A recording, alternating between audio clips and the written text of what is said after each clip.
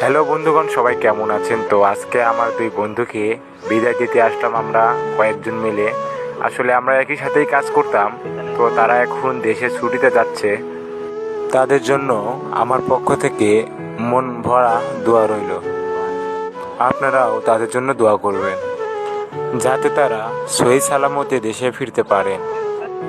আসলে বিদায় জিনিসটা একজনের জন্য সুখের আর একজনের জন্য দুঃখের। তো আসলে কি বলবো আর, আমাদের জন্য বিদায়টা দুঃখেরই ছিল, আর আমার দুই বন্ধুর জন্য বিদায়টা ভালোই ছিল।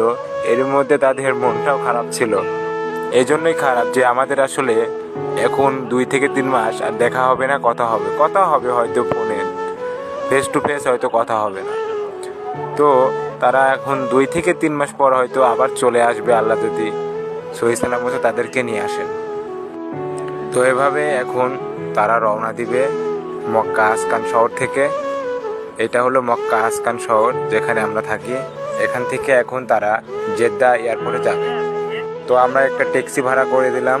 তারা এখন এই ট্যাক্সি করেই, পাকিস্তানি একজন ড্রাইভার, তার ট্যাক্সি করে তারা এখন জেদ্দা এয়ারপোর্টে যাবে। তো আপনারা সবাই তাদের জন্য দোয়া করবেন, তারা যেন সহি সালামতে দেশে ফিরতে পারেন। ভালোবাসা রইল সবার জন্য।